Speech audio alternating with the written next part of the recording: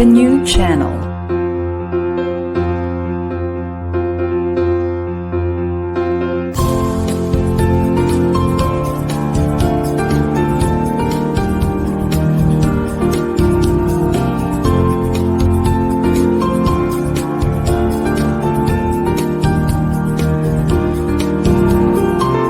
The new channel.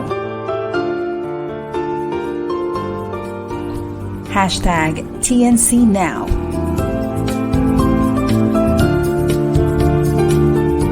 The views, opinions, and insights expressed in the following shows are those of the host, producers, guests, and viewers.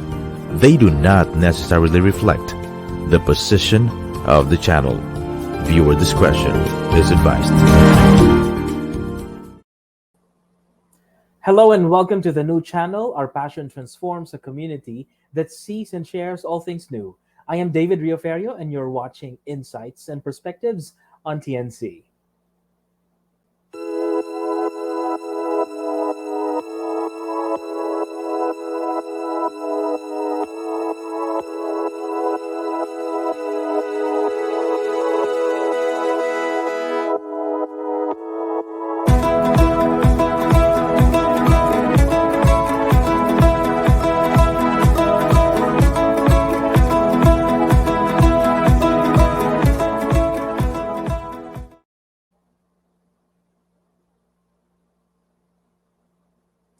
Now let's talk about building an Autism-OK Philippines. Our guest is Mona Magno-Veluz. She's the National Spokesperson and Country Manager, ASP Autism Works, Autism Society of the Philippines. Mona, welcome to the program.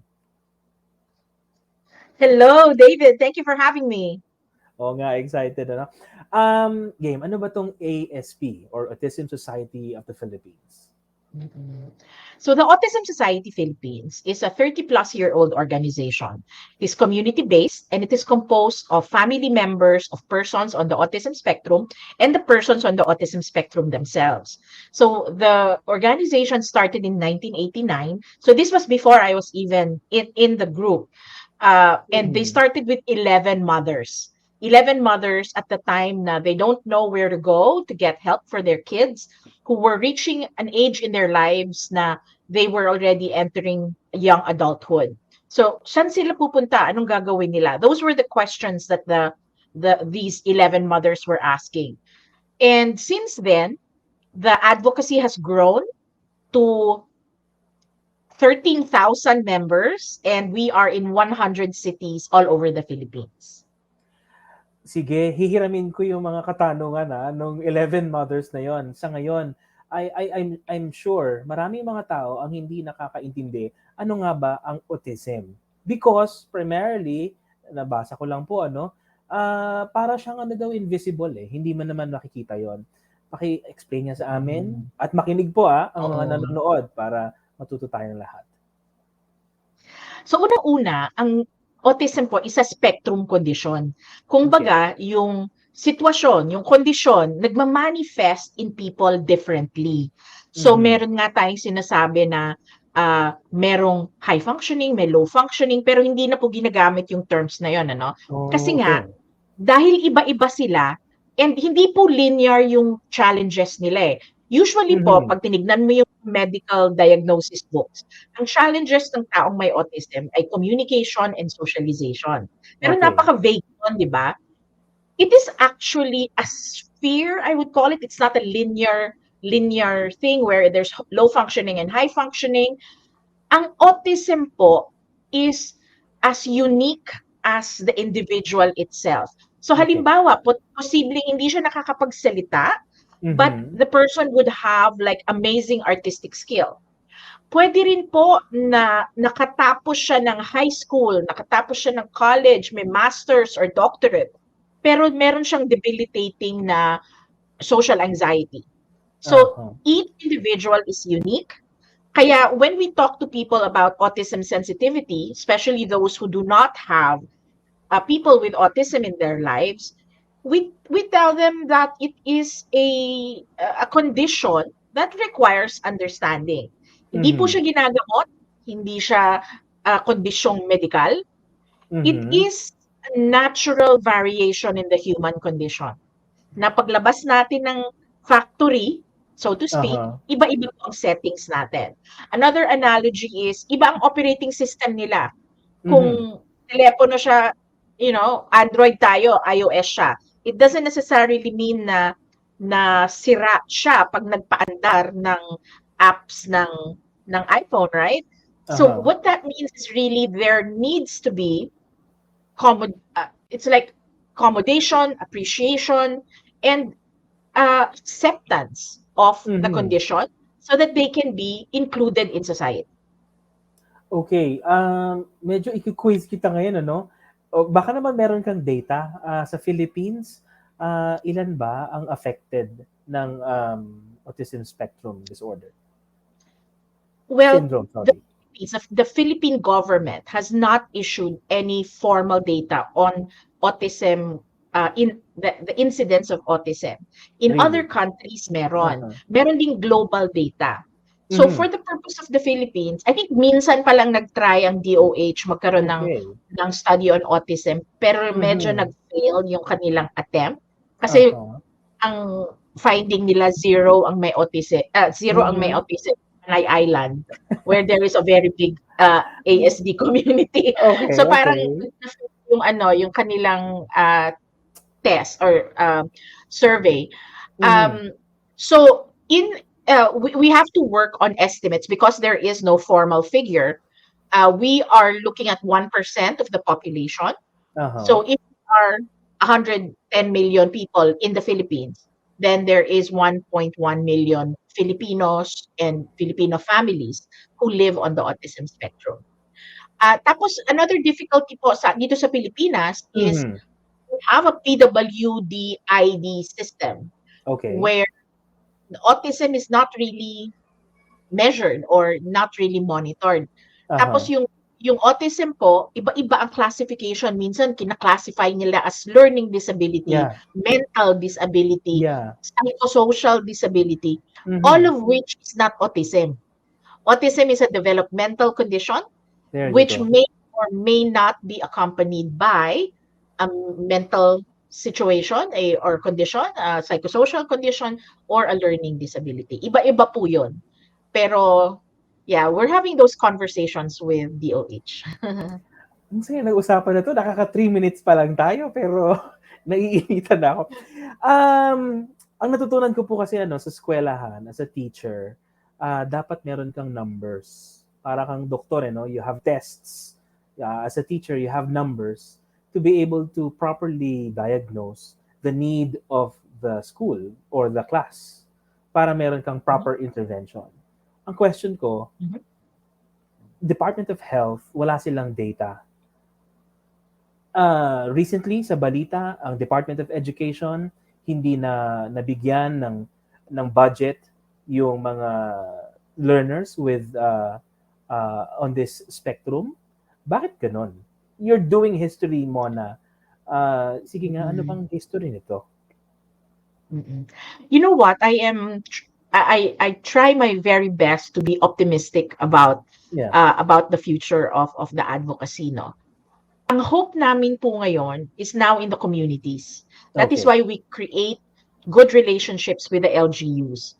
Uh-huh. Because in the Philippines, the best practices in social services for individuals on the autism spectrum and their families, I have seen them in LGUs. So for example, ang Okay. Mandaluyong po, merong Project Teach. They provide free therapy to those Good. who are economically vulnerable. Uh-huh. Of all disabilities, hindi lang autism. The same Mhm. thing with Carmona, the same thing with Quezon City. Ang Quezon City ngayon, meron ng magandang facility that provides help for children with Mhm. disabilities. Mhm. There are a lot of other LGUs na talagang nakikita namin na sila yung pinakamalapit sa komunidad. So Okay. sila yung in the best position to help.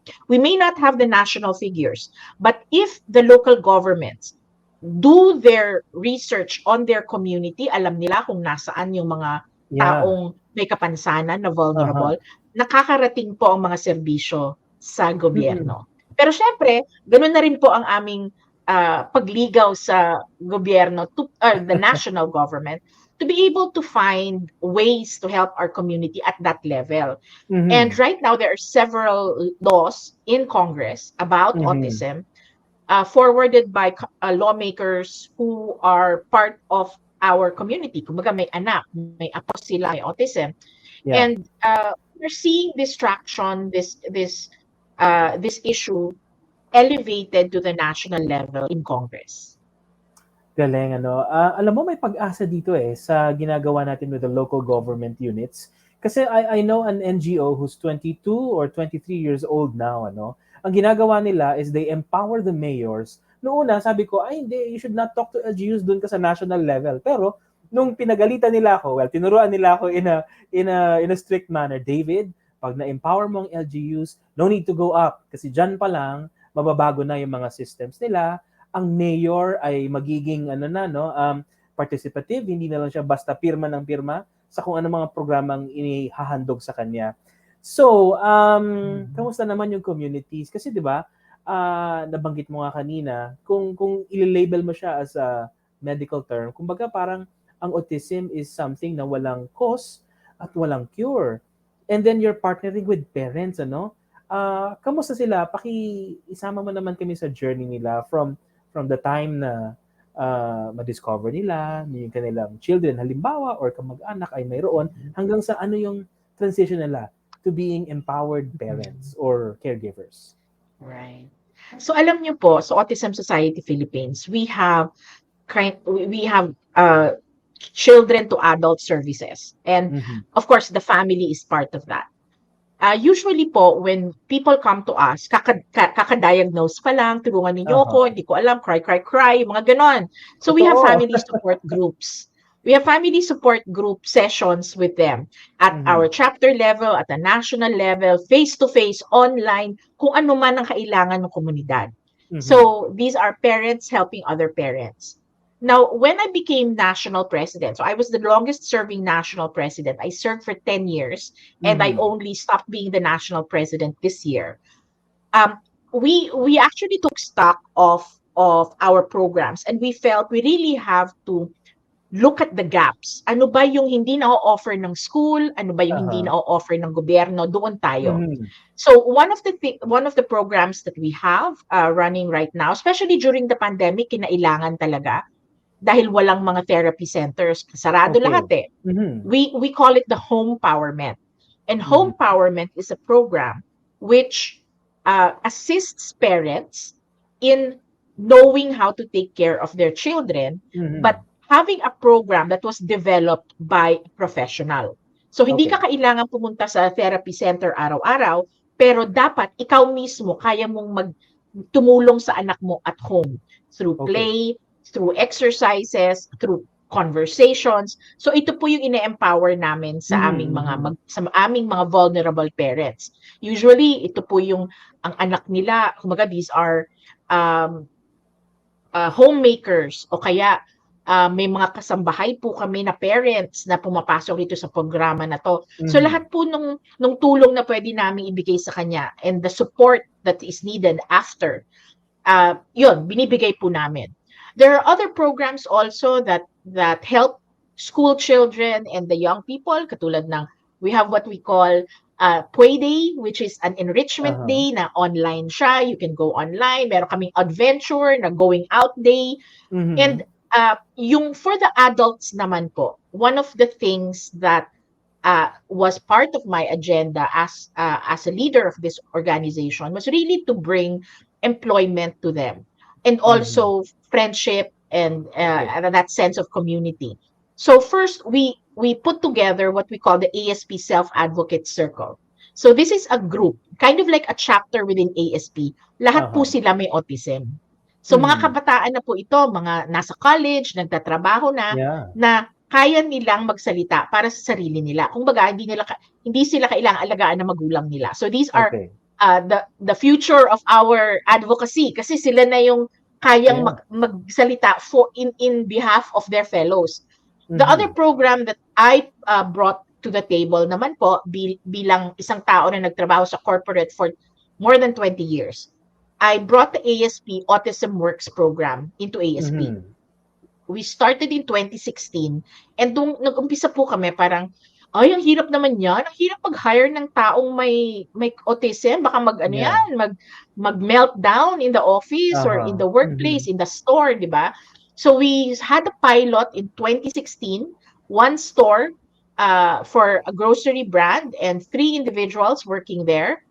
And at the moment, we have, so this many years later, we have filled 250 posts across Wow. 11 provinces, across multiple industries.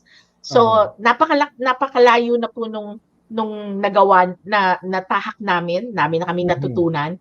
And we continue to try to improve and expand our offerings so that hindi natin nakakalimutan ang mga matatandang may autism. Kasi kadalasan po, I think the perception is, ang autism, parang pambata, naiisip nila, it is a Nalumipat, childhood parang ganyan. condition.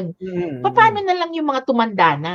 Paano na lang yung mga hindi nakakuha ng intervention na pinagaw lang ng mga magulang nila sa bahay? Yun po yung kailangan namin hanapan pa ng solusyon. We don't have all of the answers yet, pero we're getting there.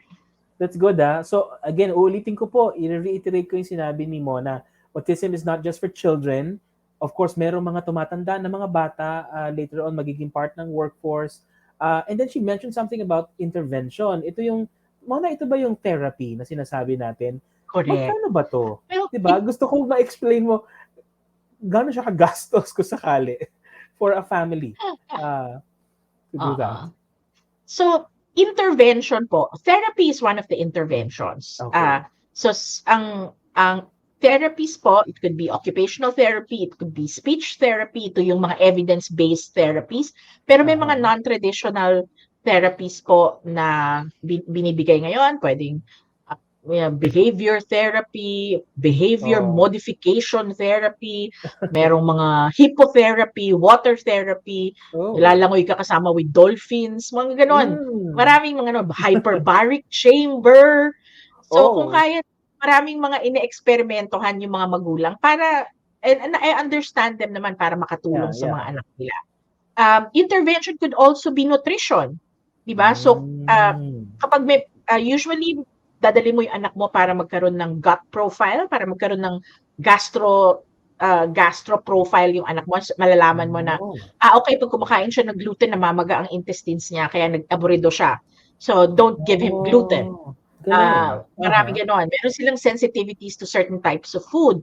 Pero not all din. Hindi merong diet called GFCF.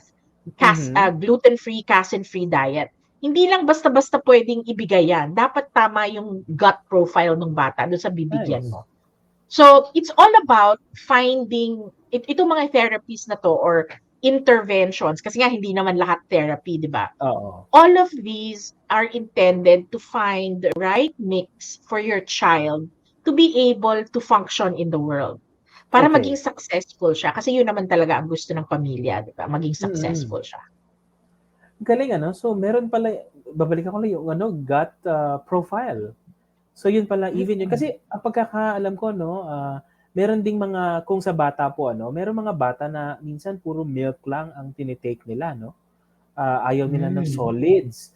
So, baka, yung iba naman, siguro pag medyo tumanda na, mapili sa pagkain. Akala mo mapili lang siya. Yun pala, there's something happening in the digestive system na ganun ba yun? How sensitive are they? It can also be sensitivity. It can also be sensitivity, David. Kasi one of their profiles also of ASD is hypersensitivities or hyposensitivity. So when it comes to their senses, what they see, what they hear, what they smell, what they taste, what they feel, meron silang gusto at meron silang, minsan gustong-gusto, meron silang ayaw. So, for example, in my son before, ayaw niya when he was small, ayaw niya makaamoy ng deodorizer, yung mga sinasabit sa banyo. When he smells that, nag-freak out siya. Tapos, ayaw niya magmaong nung bata siya kasi masakit. Masakit na nasaktan siya sa maong. Meron naman mga bata na minsan nasasaktan na, tumatawa pa. So, there's a disconnect between stimuli and the reaction. So it's really all about you knowing your child. dapat alam mo kung ano yung gusto ng anak mo. And hindi naman ibig sabihin nun, like yung example mo, parang gusto niya milk lang. It's usually because may sensitivity siya sa bibig. Ayaw niya yung texture ng food. Ayaw niya ng rice. Ayaw niya ng magaspang. Okay. Gusto niya ng milk lang. So, there has to be intervention there kasi hindi niya makukuha lahat ng nutrition niya sa gatas. Totoo, yeah. So, at a certain point, kailangan magkaroon siya ng coaching para ma-introduce yung iba-ibang klaseng flavors, iba-ibang klaseng textures, Yeah. at ma-train siya how to eat other foods. Merong mga ganyang interventions no? Yung pinapatikim ba sila ng iba't ibang flavors or yun nga, iba't ibang texture. So in short, magastos din kung gusto mo talagang I mean kung kaya mo naman or oo. 'Di ba? So you can be as garbo as you want, pero hindi rin Okay. kailangan na maging magastos. Okay. I know of like one of our moms in Tondo, Manila. Okay. They don't have a lot in life, pero grabe si mommy, super super diskarte na she would go to the therapy centers, eyeballing niya lahat ng mga laruan, mga tools na ginagamit sa Talaga. therapy center sa PGH. Tapos gagawin lang niya sa bahay. So she would replicate and then try to also find out what her children need. So it's really I advise parents to always be observant of your child. More so, we always are observant of our children, of course. Pero kung may autism yung anak nyo, talagang kailangan ma-detect nyo. Dapat magaling kayo sa root cause analysis. There Dahil, you go. okay, nag-meltdown siya. Bakit kaya? Is it sensory? Like something he saw, he heard, he smelled, he tasted? Yeah. Or is it meron siyang sakit sa loob na hindi niya masabi?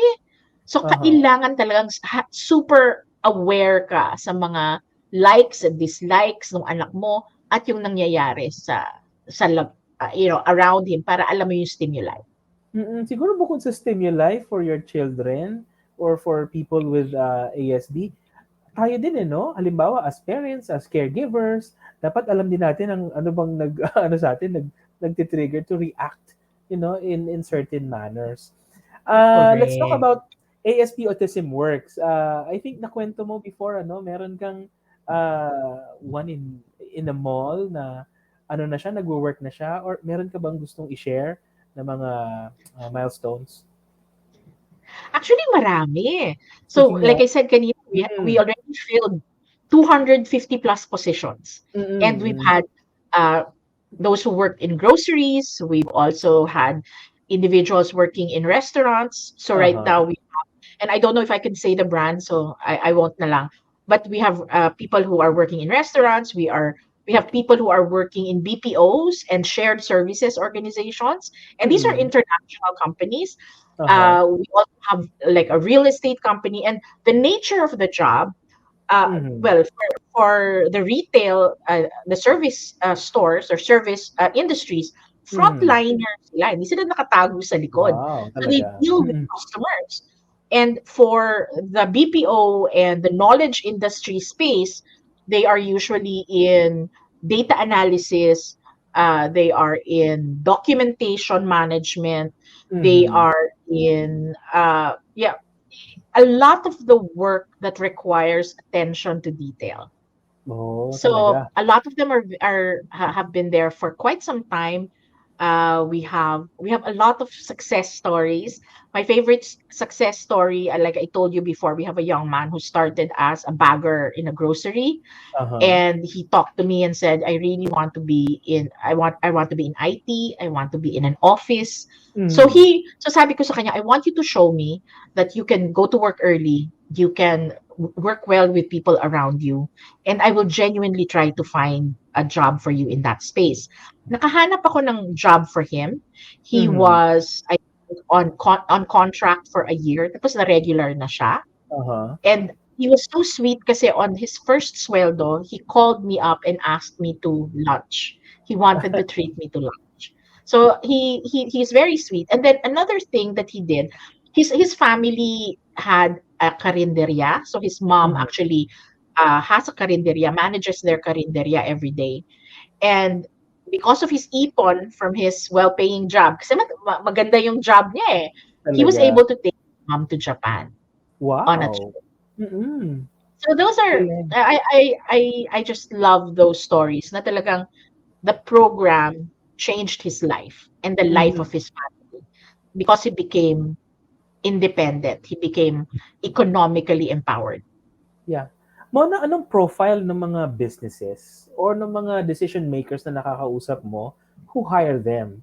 Kailangan ba ng mahabang Mhm. explanation sa kanila o gets nila agad? Kasi from the lens of DEI, ano, diversity, equity, and inclusivity, ano ba? Paano siya kausapin yung mga yun? We have been very lucky kasi, well, nung una, talagang nanligaw ako. We naghanap kami ng profile ng kumpanya na meron ng existing DEI initiative around Mhm. disability. So that Okay. was our pilot. After that, honestly, sila na yung lumalapit sa amin.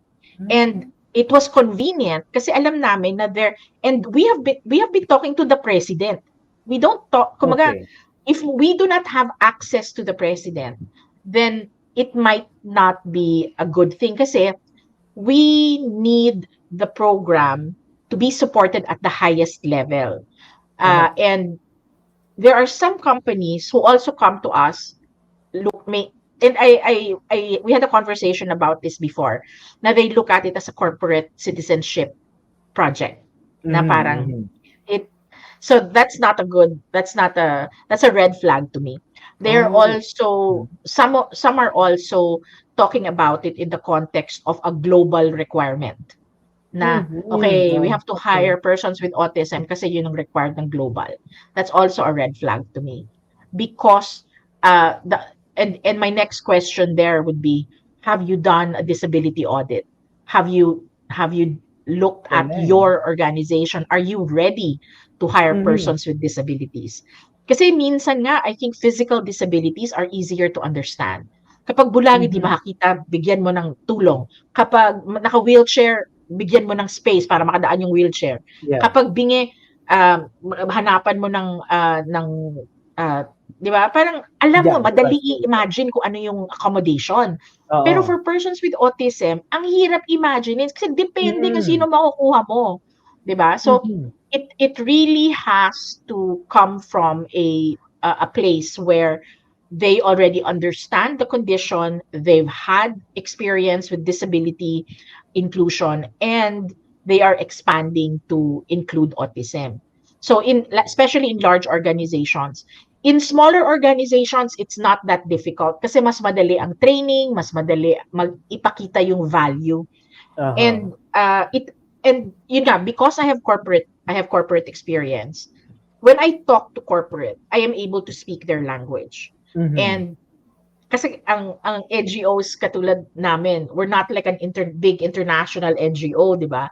So ang language namin is kausap namin mga nanay, mga teachers, mga doktor, yun yung world namin. So when we started this program, this was really the time na we felt, paano paano natin madadrive ang accommodation, appreciation kung tayo-tayo lang ang mag-uusap. We have to go out into the world, talk to companies, talk to governments, talk to the general public, and really share the experience of individuals on the autism spectrum and the families who care for them, para we can have more inclusion, whether in the workplace or out in the world in general, for persons with autism. Mona, for those who want to support you, whether meron man silang kakilala or sila mismo ay nasa spectrum, paano? Website ba ito? Online lang ba? Pwede rin face-to-face? Do they give cash? There are a lot of yes, of course. The Autism Society Philippines, of course, appreciates all forms of assistance, whether it's financial or attending our events. Every time there is a celebration like the Autism Consciousness Week or the World Autism Awareness Day, that is January and November. we welcome companies and individuals to come and join us, even if they don't have persons with autism in their families. There is also that, I think, very, very important thing na individually, as a person, talagang when you are out in the world at may makikita ka sa mall na naglulupasay na teenager, di ba? Or nakikita mo na yung magulang is already trying their best to help the child. I encourage people to be compassionate instead of staying there and kind of staring. Yeah. Move on with your day, or at the very least ask the mom or the dad or the family member, do you need help? So yun lang po. You can do all sorts of things for the cause. Also for the ASP Autism Works, if you are on LinkedIn, if you are somebody who knows how to interview, we have a group within LinkedIn where we ask people to volunteer their time to do online interviews with job seekers. So kailangan po nila ng Ano to? practice. Practice. Okay. Online. So it's practice lang. So Galing. and they are coming into this knowing that this is a practice session, and this is usually when the individual has trouble expressing themselves, or they need practice in English. Sometimes it's that. Sometimes in English or Tagalog or even tone of voice. Minsan they sound curt or bastos because of their speech Yeah. speech patterns. So we ask them to do these practice sessions to help improve their skills. Also, if they are an HR person, they could look at the resume of the job seeker and give suggestions. O mas maganda kung alisin mo to, o mas maganda kung yung latest education mo nasa ibabaw, yung that, di ba? Reverse chronology dapat. Yung mga ganon. So marami po. Just go to ASP on social media. Even on LinkedIn nga. So the usual social media and LinkedIn, you can find us and connect with us to see how you can help. Dapat pala si LinkedIn at saka si Jobstreet at saka si John Roberts Powers. Tama, may mga pinagsasabi ko. Maki-partner sila with you, Kasi this is something very concrete na pwede nilang magawa, to help. Kasi sometimes people ask, hey, why do we need to help them? Mona, bakit nga ba? It's their right. Hindi ito charity. Hindi ito dahil mabait ka at ginagawa mo to. Individuals with disabilities have to enjoy the same benefits from society as everyone else. It is their right. It is part of they should not be put into the sidelines, in the fringes, because even with their challenges in life, they have a lot to provide and a lot to give society. A lot of the individuals who we have placed have actually stayed in their companies for the longest time. As in, seniors na sila when the company felt na, uy, baka sandali lang sila, baka hindi nila ma-handle. It is because they are dedicated to their jobs, they have loyalty to their company, and they really are keen on asserting their right to their economic empowerment. Parang ganon. They want to be part of society. Marami silang dreams, just like everyone else.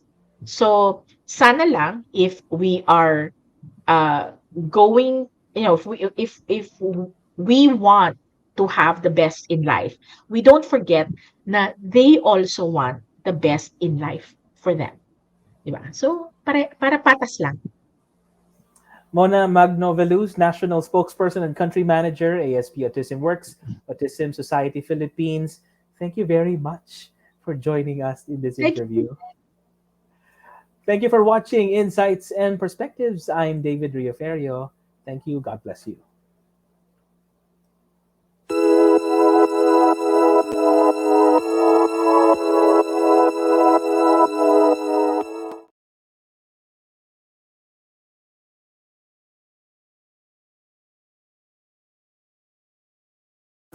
Ang ubo, mabilis lumala. Kaya dapat agapan.